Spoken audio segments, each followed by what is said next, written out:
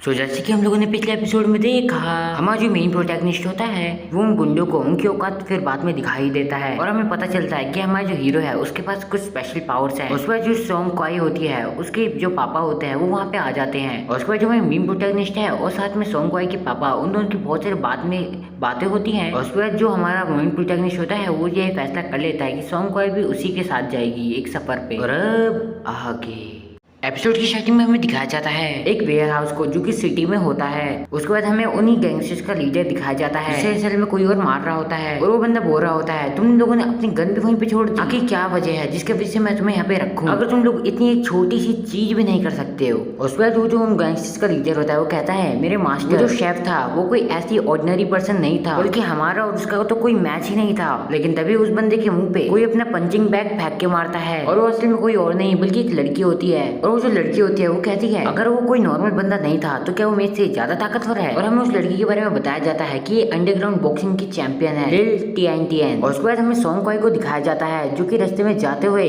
कहती है आखिर ये सब चीजें क्या है, आखिर वो किस तरह का एजेंट है, वो बस एक दुकानदार है और कुछ भी नहीं। और बल्कि मैं अपने स्टूपिड डैड के भी ऊपर बिलीव नहीं कर सकती। वो बस कहते हैं कि वो मेरी ध्यान रखना चाहते हैं पर असल में मेरे को उनकी जरूरत ही नहीं है। और वहीं पे हमारा जो गैंगस्टर का लीडर होता है वो लिल को बोलता है वो लड़की जो वो शेफ था वो ऐसे अटैक नहीं कर रहा था, वो बस इस लड़की की वजह से कर रहा था हम पे हमला। उस पर जो सॉन्ग क्वाई होती है उसकी भी नजर उन गैंगस्टर्स पे जाती है। और उसके बाद जो लिल होती है वो कहती है ये तो छोटी बच्ची है और मैं बच्चों को चोट नहीं पहुंचाना चाहती। उसके बाद लिल जो होती है वो हमारी सॉन्ग क्वाई को कहती है जल्दी से उस शेफ को बाहर आने के लिए कहो, मैं तुम्हें हर्ट नहीं करना चाहती। उसके बाद जो सॉन्ग क्वाई होती है उसे बहुत ज्यादा गुस्सा आ जाता है तुम में से हर एक बंदा मेरे को एक बच्चे की तरह ट्रीट करता है और मुझे तुम लोग सब कमजोर समझते हो। और उसके बाद जो लिल होती है वो हमारी सॉन्ग क्वाई को कहती है क्या तुमने मेरे को सुना नहीं, मैंने तुम्हें कहा जाओ घर जाओ और उस शेफ को बुला के लाओ इधर। और इतना ज्यादा गुस्सा आने के बाद हमारी सॉन्ग क्वाई जो होती है वो उस लिल के ऊपर हमला कर देती है। लेकिन जो हमारी सॉन्ग क्वाई होती है वो जब उस पर हमला करती है तो हमारी जो लिल होता है वो उससे बच जाती है। पर जो हमारी लिल होती है वो थोड़ा बहुत उसे लग ही जाता है आखिरकार उसका मुक्का हमारी सॉन्ग क्वाई का। और उसके बाद जो हमारी लिल होती है वो क्या ही करेगी,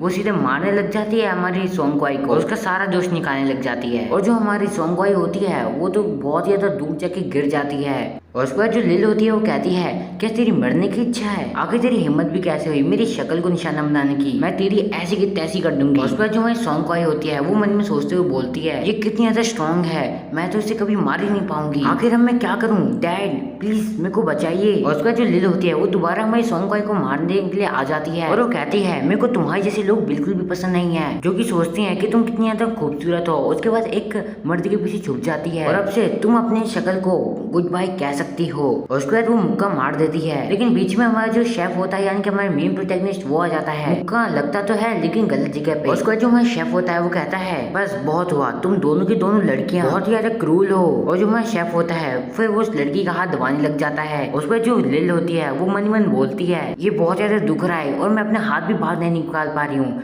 ये इंसान नॉर्मल नहीं है। उसके बाद जो हमारे शेफ होता है यानी हमारे मेन प्रोटैगनिस्ट वो उसका हाथ छोड़ ही देता है। और उसके बाद जब लिल उसकी इतनी ज्यादा स्ट्रेंथ देखती है वो थोड़ा सा मुस्कुराती है और उसके बाद हमारे मेन प्रोटैगनिस्ट पे जाके चिपक जाती है और वो कहती है अब गुस्सा भी मत करो हैंडसम, मेरा मतलब उसे मारना नहीं था, मैं तो बस उसे थोड़े मजे लेना चाहती थी। उसके बाद हमारे मेन प्रोटैगनिस्ट जो होता है वो बोलता है अच्छा तो तुम्हारा मजे लेने का मतलब है उसकी नक्शा ही बिगाड़ देना, तो क्या ख्याल है कि मैं भी तुम्हारे साथ थोड़े मजे लूं। और उसके जो हमारी लिल होती है उसे इस बार दोबारा गुस्सा आ जाता है एंड वो कहती है तेरी तो।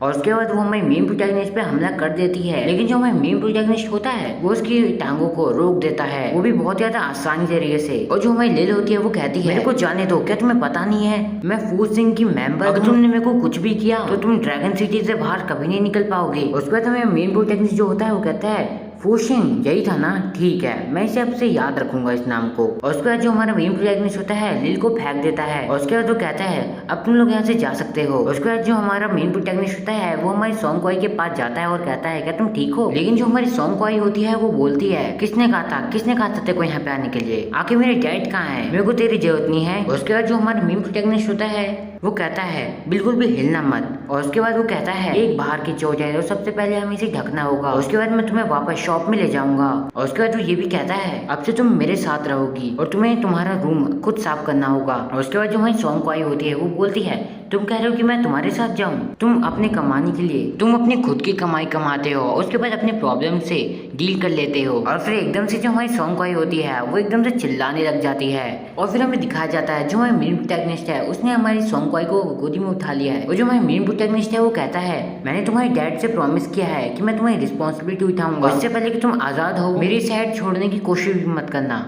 लेकिन अब जो हमारी सॉन्ग आई होती है वो कुछ भी नहीं बोलती है, कुछ भी नहीं, मतलब कुछ भी नहीं। लेकिन तभी हमारा जो सीन है वो शिफ्ट होता है, हमें एक बिल्डिंग से आवाज आती है जैसे कुछ चिल्ला रहा होगा, डैड मेरे जो आदमी है वो उस बंदे से 2 बार हार चुके हैं, और यहाँ तक उसने मेरी बंदी को भी हर्ट किया है, और यहाँ तक कि वो जो शेफ है वो तो हमारी रिस्पेक्ट भी नहीं करता है फोर्सिंग की। क्या आप मेरा इंसाफ करेंगे? उस पर उसके पापा कहते हैं, नहीं, मैंने तुम्हें हमेशा कहा है कि अपना ब्रेन का इस्तेमाल करा करो जब भी तुम किसी भी मुसीबत में फंसो, इसमें किसी की भी गलती नहीं है। तुम्हें पहले पता लगाना चाहिए था कि आखिर जिसे तुम अटैक कर रहे हो जिसपे, आखिर वो है कौन। और जो डैड का बेटा होता है वो कहता है, पर डैड, और उसके बाद उसके जो डैड होते हैं वो कहते हैं, भूल जाओ वो सारी बातें, तुम वैसे भी मेरे इकलौते बेटे हो, वैसे भी वो बस एक शेफ ही तो है, तो पक्का उसके पीछे वैसे भी कोई भी नहीं होगा। उसके बाद जो उसका जो बेटा होता है वो कहता है, तो क्या इसका मतलब मैं हाँ समझू क्या डैड?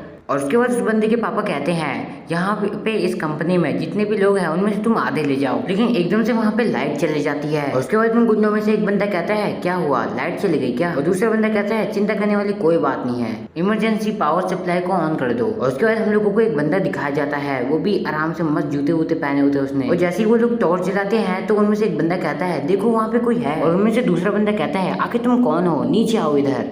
उसके बाद वो जो बंदा होता है वो कहता है, तो क्या तुम लोग हो फू शेंग के बंदे जिसने मेरे को दिक्कत पहुंचाई थी? सो यार यहीं पे हमारा जो एपिसोड है वो खत्म हो जाता है। तो बाकी वीडियो पसंद आता है वीडियो को लाइक करो, चैनल को सब्सक्राइब करो। बाकी मैं इसका नेक्स्ट एपिसोड जल्द ही लाऊंगा। Until then peace out.